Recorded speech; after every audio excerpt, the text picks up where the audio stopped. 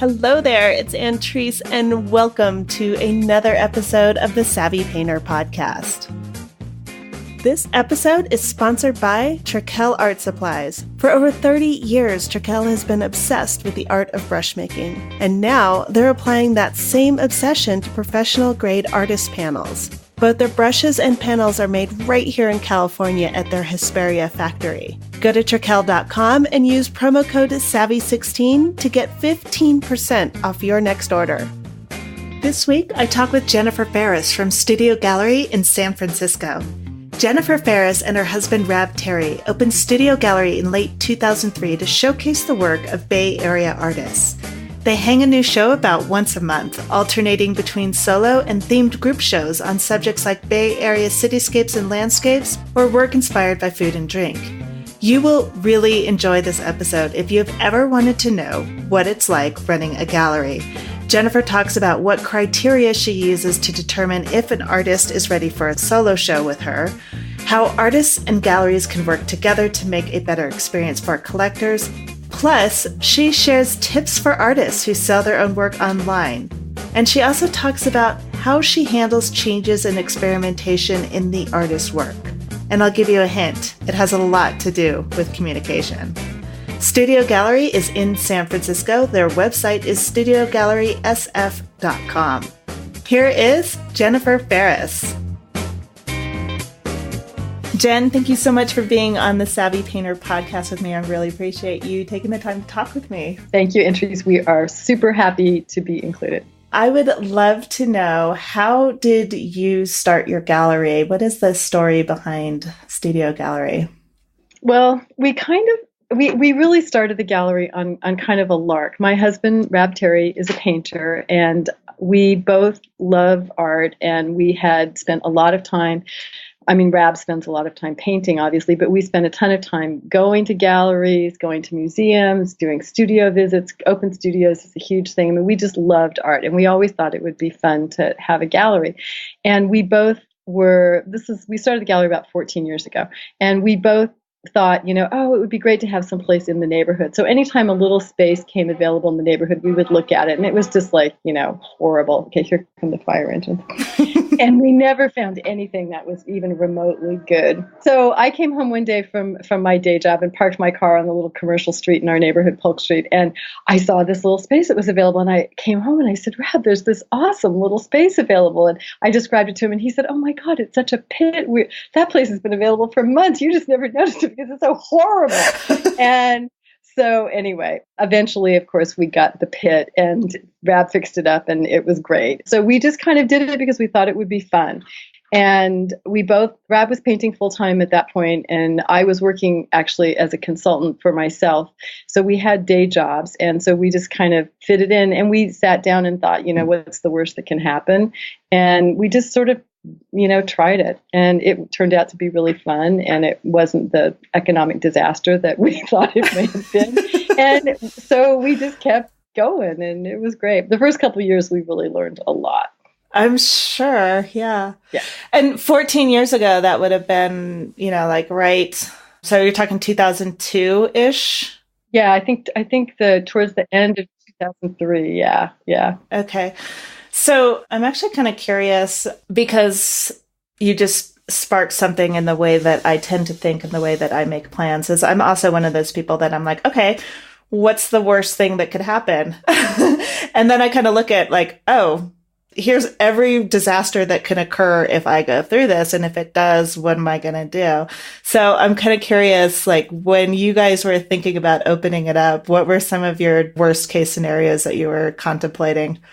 Well, I was a project manager for years. And so, this is exactly what I did for a living. And so we sat down and thought, we found, the terrible little space, and it was really small. And they said they would give us a 1-year lease, which nowadays it would be really hard, I think, to get. But they were like, yeah, we don't care. And so we sat down and did the math and figured out how much money could we really lose if we never sold a single piece of art.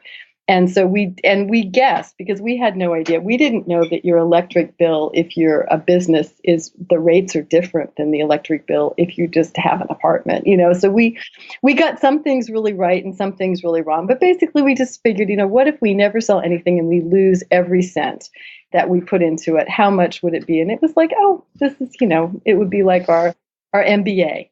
Mm-hmm. We can survive that. Yeah. And we figured that we would learn a lot. We knew that we would be successful selling Rab's work because his studio is an old Navy base that's not accessible to the public. And so we knew that having a place where his work was available to the public would be a good move. So we figured at least we could sell his work a little bit and he would have a place to show it. So that would be good. But that was really the main thing. We figured we don't have any employees. We didn't then and we don't now. So it was really more just about spending our time and money. Right. And when you first started it, were you thinking it would be a gallery that shows Rab's work, or were you always thinking this will be like a gallery for lots of different people? We decided, again, just kind of because it was what we were interested in, that we would show work from local artists. Mm-hmm. So I think when we first opened, we had work from 5 people, and we decided that we just kind of thought that we would stick with that. And we knew that we would always have more work than what Rab was doing. At that point, he was doing a lot of painted canvas floor cloths, and so those didn't go on the wall. Mm-hmm. Yeah, but we knew we would always have. So yeah, we had, even our first month, we had work from 5 different artists in there. Was it a strategic decision to only show local artists?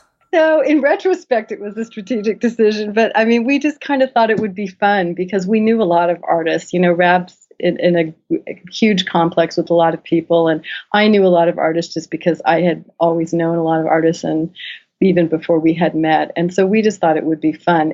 When we stopped and thought about it later, we realized that it was a really good sort of gatekeeping function because now we're contacted by people who are in the Bay Area, but everybody else we can sort of, just say, oh, sorry, we don't show work from people outside of the, the greater Bay Area. Mm-hmm. But at the time, it was just what we were interested in doing more than anything. Right.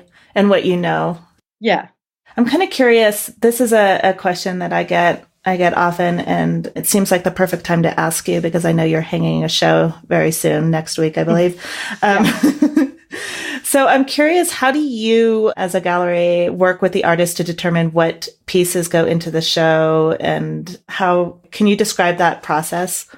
Yeah, we do a couple of different kinds of shows. We do solo shows, or sometimes we do like 2-person shows, and then we do invitational group shows that have some sort of theme behind them. And then we do huge juried shows where we send out a call for entries and people apply. So for the solo shows, like the show that we're hanging next week is, I think, our 5th solo show for Lindsay Kustish. And we basically just tell her to do whatever she wants, and whatever she paints is what we hang.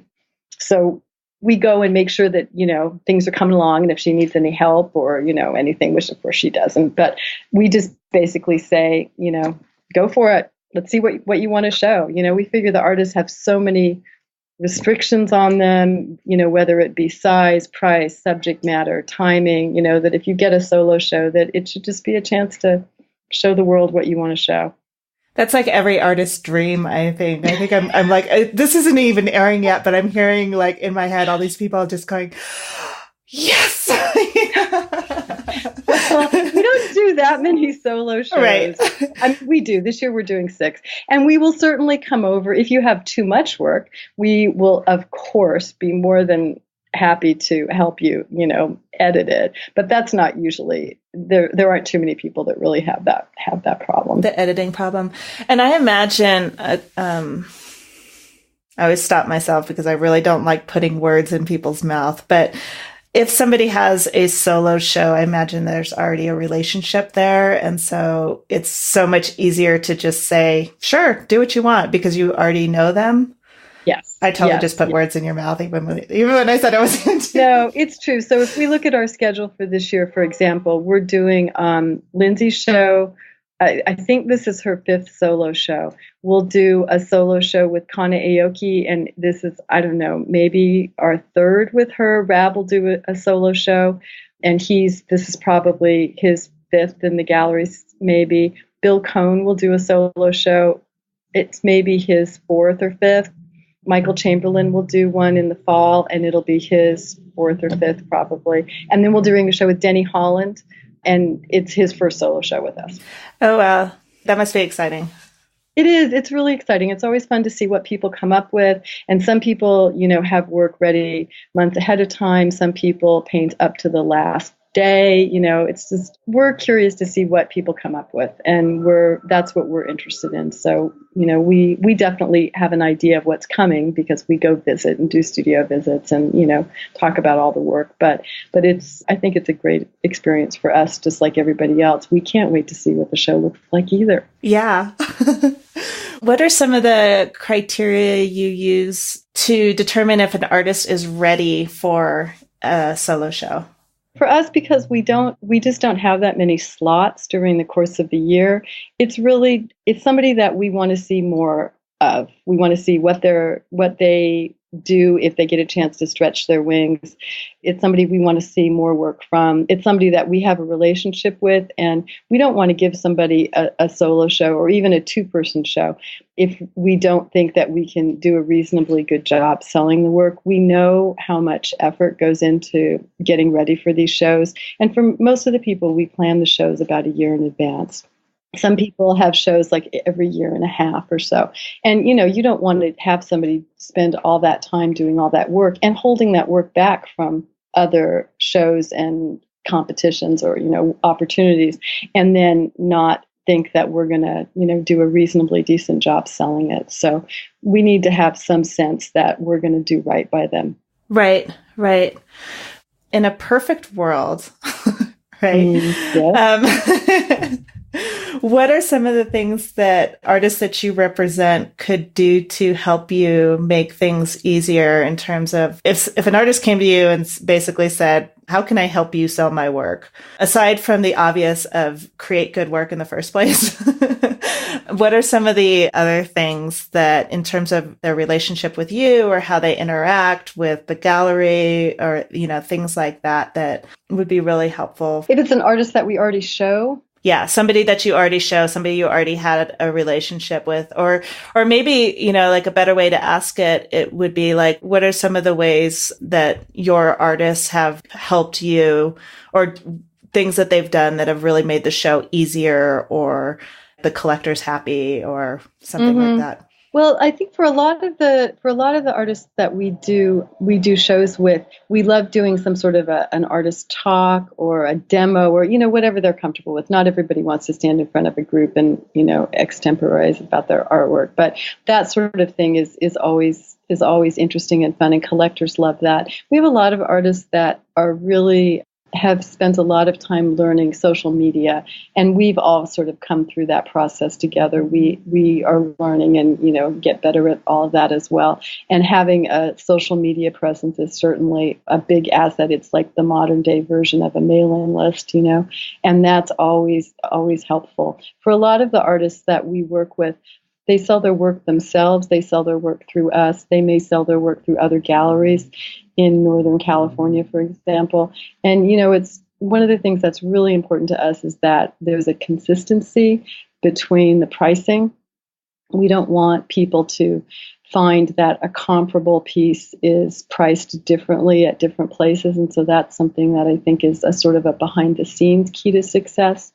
We also, for the most part, we have an idea for the people that we work really closely with. We know what else they're doing during the year, and we can tell people, if they're going to be in a show in Seattle, we can tell the people that we know in Seattle, we can help publicize that, and we can also give people an idea of awards, public art commissions, all that sort of different thing. Just keeping us up to date with what's going on with them is helpful as well, especially if there's a change in the direction of their work. That's something that, it's good to have background about what's going on. How come you're painting butterflies now? Whatever. Yeah. So that's always just good too, just keeping up with the story. Yeah. And I'm kind of keeping up with the story, I think, is a really good way to put it. The story behind the art is, I think, something that is more interesting than I think artists sometimes realize. Mm. And I'm curious what your thoughts are on that, or if you have any stories about that, or something that you've seen in terms of either an artist speaking about their work or changing directions and the reasons why. And sometimes there's a great story behind it.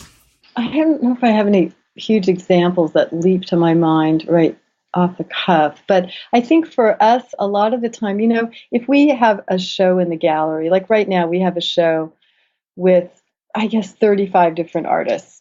And by now, the show's got another week.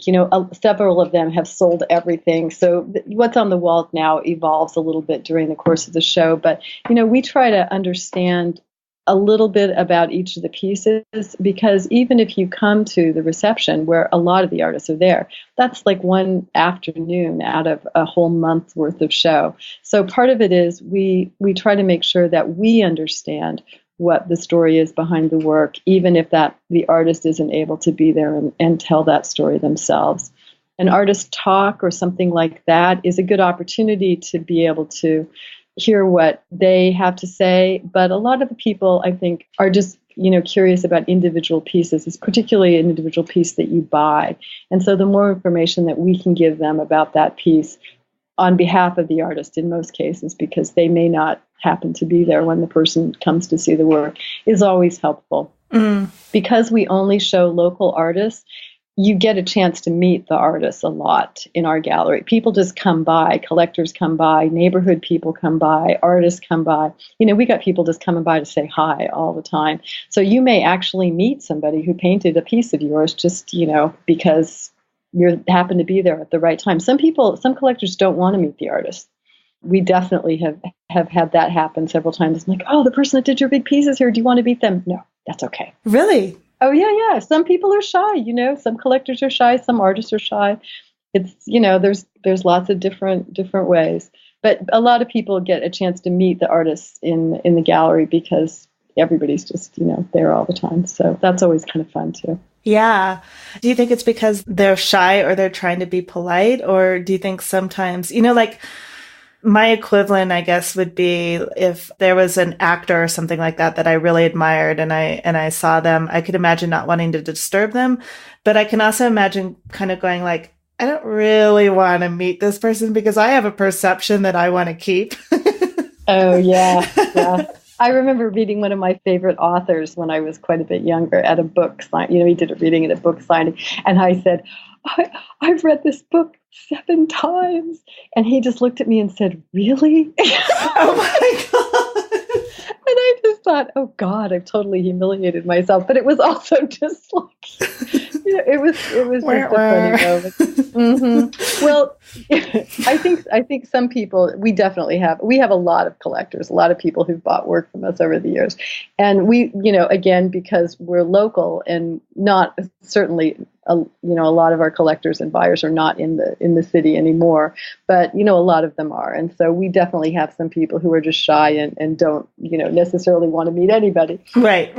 But yeah. And then sometimes, you meet artists and like you said, you're not happy with the results. And we figure that if we're happy with the artists, our customers and clients and collectors will be too. So that's a very important criteria for us, is we want the artists to be people that we're happy to spend time with, whether they're outgoing or shy or whatever. And that's a big criterion for us.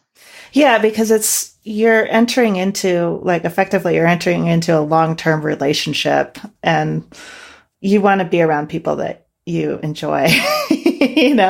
That's so true. Whenever we're invited to speak about the gallery, one of the questions that almost always get is, what criteria do you have for accepting artists into the gallery? And the first one is, that you're not an ass.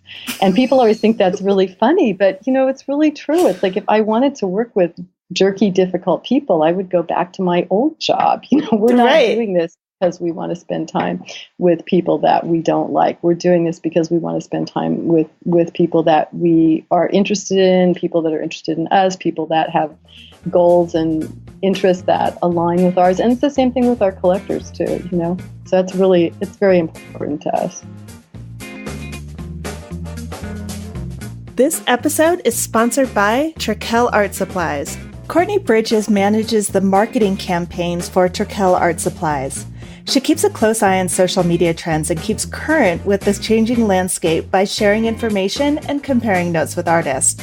It is a great example of how your community can help you stay on top of changes. Now that Instagram kind of changed their algorithm, if you're using keywords like sale or go to my website and stuff like that, that's when they kind of aren't showing your feed as much to a lot of people. So you have to make sure you're wording properly so your posts are being seen when they know you're trying to use the platform to sell to people, promote your website. If you're using certain words, they're going to know that, and they're not going to put you at the top of the feed unless you pay to promote. When we post, a product or trying to get people to come to the website, we've definitely seen a change in that ever since the algorithms have been updated. Go to Trakell.com and use promo code SAVVY16 to get 15% off your next order. You mentioned that the fact that artists are selling their work through social media and how important their social media accounts are, et cetera, et cetera. It seems like there's sort of a natural tension that would happen there. Do you see that as any sort of a threat to your business, or how do you navigate as a gallery? How do you navigate that whole situation? I think, because of the time that we opened in the early 2000s, by then the internet was a thing. The first thing we did when we opened the door was put out a place for customers to sign and put down their email address or their street address, and building a mailing list, which was the old version of social media. So we've always been conscious that that's an opportunity and that that's something that's out there for us as well as for the artists. And I think in the modern world, there's there's a different model that emerges. And part of it is that you have to realize that a lot of artists, not everybody certainly, but a lot of them are going to have online presence. They may or may not sell their work, but they're going to have an online presence perhaps. They're going to sell their work online perhaps. We're going to have an online presence. We sell work online to people that aren't physically in the gallery. And your other galleries are also going to have the same thing. So you may have an artist whose work is on our website. They may have different pieces at other galleries that are on other websites. They may have work that's on their own website or on social media, whatever. And it's just, I think as long as the work is consistently priced and managed, then that's just part of the world. And you just need to put your big girl pants on and accept it. I love it. But for artists, I think the thing that's really important is that you don't figure out that, if the gallery sells my work for $100, I'm going to sell it for $50. That's a classic mistake. And our customers are smart. We figure that if your work is out there and it's priced inconsistently, people are going to find that out. And right. Part of what we do is we try to make sure that if you're paying a price in the gallery, that you're paying a fair price for the artist's work at that point. We, of course, everybody, we want everybody to get as much money as they can for their artwork. But we also want to make sure that if you're selling the work for half price, that, we're not going to double it and put it in the gallery. That's just goofy. And customers figure that out. And yeah, I think that's part of how you navigate that is you say, if you're going to raise your prices, everybody's prices need to go up. And that's something that is a little bit more of a challenge, and that oftentimes artists need to manage that. If we're talking to somebody about raising their prices, it's like, well, if I raise the prices, are you comfortable raising the prices? Are your other galleries going to be comfortable raising the prices for comparable work in the next, time frame, the next year, whatever? Mm-hmm. And that's, I think, an important key to working through the digital world. Yeah, that is really interesting because I hope by now everybody knows that, like, if you're working with a gallery, it is kind of silly to undercut them. No, they don't interest. There are tons of people that have not figured that out yet. There's a lot of people that don't know that. Stop it, you guys. Pricing is always a challenge for people, and it's a tough. learning curve, and I completely understand that. Yeah, but it is kind of goofy to think that you're going to sell something, someplace else for a lower price, and then somebody's going to see something comparable. It's not the same item, but it's like, yeah, of course that's silly. Then why would I buy it from the gallery? Right. And then, but what's interesting is I'll have to admit, I hadn't really thought about the issue of the price across the board between galleries and having to coordinate that between two separate galleries. That's really interesting. No, I think that's definitely a thing. How does that happen? Do you get on the phone with the other gallery, or does the artist manage it, or like what does that even look like? No, I think generally it would be up to the artist to manage that. But it's like if we have pieces that are coming into a show and it's 10 by 10, it's like, well, what are your pieces selling for at other places for that size? Right. That's a baseline. And you don't want to be undercutting other galleries. You don't want to be undercutting what you're selling them for yourself. And for a lot of people, I think that there's a thought process that goes into, well, what are we going to charge, this year? If your work is really popular and it's, you're raising your prices, then you want to think about the different markets. And some people are really transparent about their pricing and other people not so much. And that's true for galleries as well. What is your opinion on that? Because I've had a lot of artists, this is a topic of conversation. I think there was a huge topic of conversation about this on Facebook recently within Savvy Painter. And the question was, do you put your prices on your website, and why or why not? And there was, and that generates this huge conversation because there's a lot of people that want transparency. And then there's a lot of other people that were like, no, well, if they see the price, then they'll go away, or, like all these different reasons for it. And I definitely have a pretty strong opinion about it for myself, but I would love to hear what your thoughts are on that.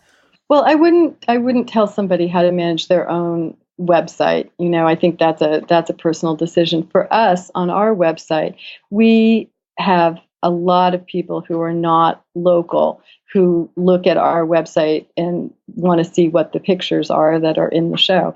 And we put, the artist's name, the price, the medium, the size, and whether or not it's framed there. And if you're interested in the piece, those are the questions you're going to ask anyway. So if I put the picture out there and don't put that information, then I'm going to get a phone call or an email saying, Jen, I like the one with, the street scene in the rain in it. How much is it? It's just like, you're just going to be telling people anyway. So it's over and over. Yeah. Yes. And, so I think you quickly get to the point where thinking that's being clear about that is really helpful. I think for us also, we have a lot of customers, even when we first started, who were, we really, of course, didn't have people that were buying work from us from all over the country or other countries like we do now. But we'd have people that, want to know, is it worth my while to come across town or go into the city to see the work? Is this something that I'm interested in, I can afford? Is it something that is the size that I want? We have a lot of people locally who spend time working on our website when they could just come into the gallery, just because they can do that at 2 a.m. And that, I think that's super useful. So for us, we always put the key pieces of information, including the retail price, on our website. When we put pictures on Instagram or Facebook, we tend to not do it just because it's not really, it's more like a broader arena than just our website. But if you want to see what something is, you just click over to our website and you'll find it there. So for us, we figure it's a question of being transparent. We also, though, don't really discount. So when you see that the price is whatever the price, $200, then you're not going to come into the gallery and negotiate with us. And that's part of being transparent for us as well. And that's another issue. If you put the price on and then you give everybody a discount off of that, then that makes things more complicated. So for us, it's like, this is the price. We feel like this is a good price. It's a fair price. And there you go. It is what you see. You get what you see. Yeah. Yeah. And everybody pays the same thing. And, it's... Yeah, I agree. We're not looking at you when you come in and sizing you up and saying, he's going to pay the jumbo price. We don't do that. Right. Which is just, which to me is just kind of, I don't know. I think as a customer or as a collector, I want to be treated with respect. And I have a lot of respect for the people who buy my work. And I wouldn't want to, like, the galleries that I work with, like, why would you want to disrupt a good thing? Like, why would you want to, I don't know. Like, I get it. I think to me, it's about maybe not trusting yourself and not trusting your work enough and getting a little bit too desperate to make a sale that you're willing to kind of, in a way, jeopardize a relationship. Because I think it confuses the collectors too. What?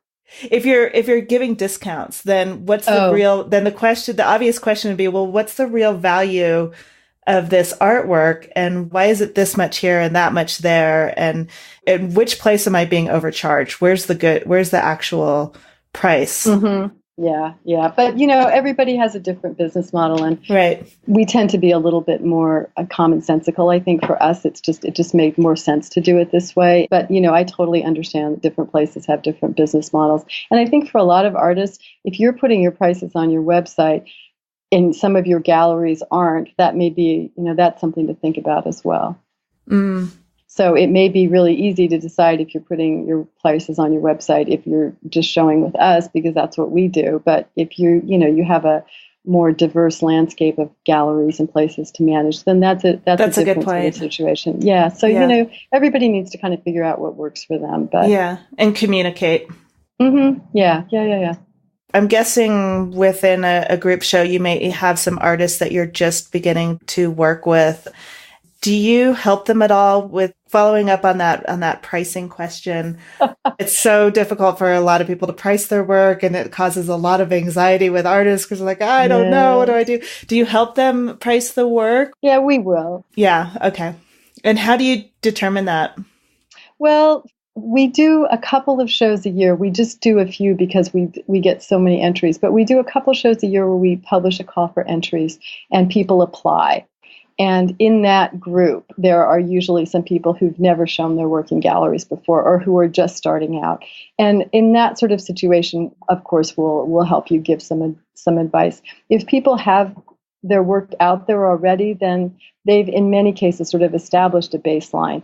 And it's working off of that. If you're really an established artist, or you've got some sales track record out there, then obviously we want to respect that. But if you're just starting out, we generally advise people to get some momentum to price the things so that they will, to recognize the fact that there's no sales history and that you're just starting out, and let's get some interest and some momentum and some movement. So we definitely don't say, come in and charge $1 bazillion for your work if you're a just starting out artist. But we also don't want people to price their work too low, because then it's just not worth your time and effort. And we know how much time and effort people put into making their work. Mm. What are some of the do's and don'ts for artists who are looking to approach a gallery? Oh, gosh. Well, I think we tell everybody that you should visit. And I think we've known so many artists who've had problems with galleries over the years. And I think a lot of that, if you are local and you can get a chance to go and see the gallery and meet the people and see how they interact and how people are treated and what the work looks like, I think that's a really good piece of advice. If it's a gallery that's out of town, obviously that's much more challenging. But we always tell people to check out the gallery if you can in person. I think that's always good advice. And looking at people's websites will also give you a really good idea of the kind of work they show. I know so many artists who've been so disappointed that they haven't been accepted into different shows or different galleries when their work was really completely not a fit for that space at all. Mm. And they were, and it was just like, gosh, you're beating yourself up when they don't show that kind of work. So part of it is just being familiar with the program at the gallery and making sure that the people that run the gallery are people that you want to be in a long relationship with or doing business with. Not everybody is somebody you really want to be in that kind of relationship with. And that's an important thing to think about too. Mm-hmm. Mm-hmm. So I would say that. I think also knowing the right way and the right time to approach a gallery is really important. That's where I think a lot of people make mistakes. I have people come up to me at receptions where we have hundreds of people and want to show me pictures of their artwork on their iPhone. Oh my God, really? Oh yeah. Oh yeah. And it's like, gosh, this is really not a good time. But I think, for that, I got a note from somebody last week. I'm coming in on Monday with my work on a thumb drive. Is that good for you? It's like, no, no, that's not good for me. Do not come. So we just get all kinds of wacky things. We have, for us, we have a certain way that we do things, and most galleries have some sort of a process. And part of it is you just want to figure out what the process is at the gallery. And generally it's not, calling them during a busy time, showing up and pretending to be a customer. That's a good one. I hate that. Wow. Showing up with your portfolio unannounced, just saying, hi, look at my stuff. That's like, oh my goodness. So I think there's a part of it is just figuring out if it's a space that you're interested in working with, do you think your work is a fit, which of course is not the final decision, but is important. And then figuring out what's the process that gallery uses to consider new artists. Are they even considering new artists? Mm-hmm. And if so, what's the process that they use? And then sticking to that process, because that's the way that they manage incoming submissions. And you want to follow that, because generally stepping around that process is probably not going to be a plus. Right. And so it really comes down to being, first of all, doing a little bit of homework and learning about the gallery before you approach them, and also doing it on their terms instead of your terms. So doing it on the gallery's terms rather than what's convenient for the artist. Yeah. Yeah. And have somebody who's came to the art world with a business background. I think if you think of it as, forget about the fact that it's art just for a second. Obviously, this is not something you want to do for more than a minute, but just for a second. If you think about the relationship between you and the gallery owner, it's like if you have something that you want a shop to have, how would you approach it if it were, a clothing store? How would you approach it if it were a grocery store? How would you approach it if you had something that you wanted the local hardware store? You wouldn't just walk in and say, hey, here I am with my cool new tool. Let's try it now. You wouldn't do that. Right. Or you wouldn't go to the grocery store on the day before Thanksgiving and try to pitch them with something. Right. Passing out free samples in the aisles. No, you probably wouldn't do that. So, and sometimes that's a useful model to think of. Obviously, we all love art, and every business and industry has their own rules of doing things. But sometimes it's just a little bit of common sense. And galleries, when you approach a gallery, what you're really saying is, hey, I'd like to go into business with you. Maybe just a little short-term 1-month business, but you want to think about that with a little bit of a business sense for your own protection as well. We know a lot of people who've gotten into gallery situations that are not good because the people are not honorable. And that sort of situation, if you think about it with a little bit of a business sense as well, sometimes you can protect yourself a little bit better. That's a really good point. You want to make sure you have an agreement. You want to make sure you have, a record of what they have, things that are documented. You just want to have some basics taken care of. And that's always, I think, always a good idea. And if those things aren't there, you should think about that. Yes, that is a very good point. That is an excellent point. Because I think sometimes, especially early on, especially when it's the first experience with a gallery, I think a lot of people are just so excited that they're in a gallery that they don't think about all of those things that you just mentioned. Like, yeah, you should know what paintings are there, because believe it or not, you might forget, things happen, or, you might think I gave him a painting, but was it that one or that one? Because you're so emotionally charged. And what's the agreed upon price, and what's the discount strategy? I actually just saw a really experienced artist that we know who's been around for a long time, is pretty successful, who had given a bunch of work to a business to display in the business in a restaurant, and they went under, and she just figured that out. And of course, her paintings are, God knows where they are. Oh. And so now she's struggling to get them back. But it was the same thing. It was like, this is a great opportunity. It's a fancy restaurant, blah, blah, blah. But it happens to people. It happens to all kinds of people at different points in their careers. It's just good to be careful a little bit sometimes. Yeah. I'm kind of curious, what is your vision for your gallery? For where would you like to, in a perfect world, I guess, or like if you could wave a magic wand, where would you like to take your gallery, or what would you like to see happen with it? Well, one of the things that we wanted to happen was to get a more permanent home for it. And that I think we've just accomplished, because we're in our third location. And so that's been really great, is to have a place that's in a spot that we were able to build out for the gallery. So that's been really, really just great.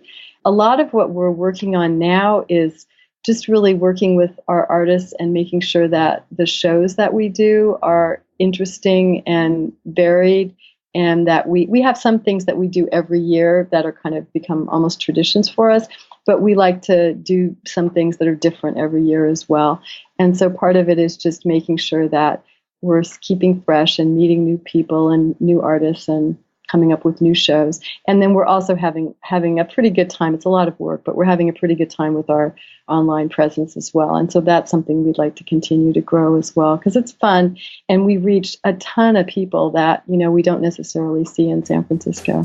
So that's kind of fun as well. So those are things that we'll continue to work on. Very cool. Jennifer, thank you so much for talking with me. I've really enjoyed it. Appreciate it. No problem. Thank you. It's definitely fun for us too. Come visit us when you're in San Francisco. I will. I absolutely will. Thank you again to Jennifer for sharing her insights with us. And I also want to thank Kathy Beeler for connecting us. Go to savvypainter.com for the show notes on this episode. You can see pictures of Studio Gallery and get links to see the work of the artists mentioned in this show. And if you're in the San Francisco Bay Area, stop by and support some of the local Bay Area artists. I want to give a big thank you and shout out to some very special people who have supported this show. Thank you so much to Amy Fitzgerald, Frances Cockburn, Kathy Beeler, Colleen Gallo, Ode Nevius, Nooner Media, Jiyoung Kim Studio, Barbara Chantre, Greg Decker, Patricia Matranga, Denise Klitzy, Deb Cook Shapiro, Jeanette Gray, Alchemy Works, Kathy Nowes, Karen O'Connell, Carolyn Green, Sylvia Bailey, Hillary Ramberg, Winslow Art Center, Abby McGray, Barry Koplowitz, Art of Joy, and Gail Height. Thank you so much for your support of this podcast. One more thing I want to let you know. This year, you can expect a lot more workshops from Savvy Painter. If you are an artist who struggles with getting painting time in, or feels like you're always busy but never really moving forward with your art, then my workshops just might interest you. Past workshops include Mindset Mastery, a 5-week online workshop to help you get past the roadblocks that keep you from painting. In it, we tackle the inner critic, fears of artists, and setting yourself up for a successful creative day. The workshop, How to Develop a Relationship with the Right Gallery, helped several artists find the right gallery and show their work. So if this is something that interests you, you can go to savvypainter.com/workshop and get on the email list.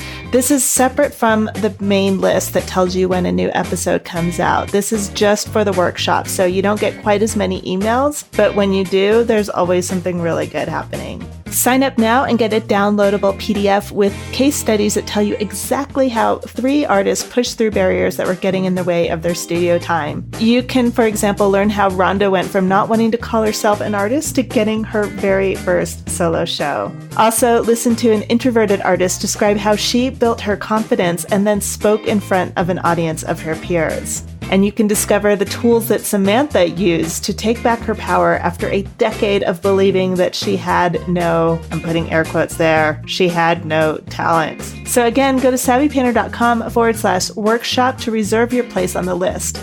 When you sign up, you get that downloadable case studies that I mentioned, but more importantly, you get exclusive invites to upcoming workshops.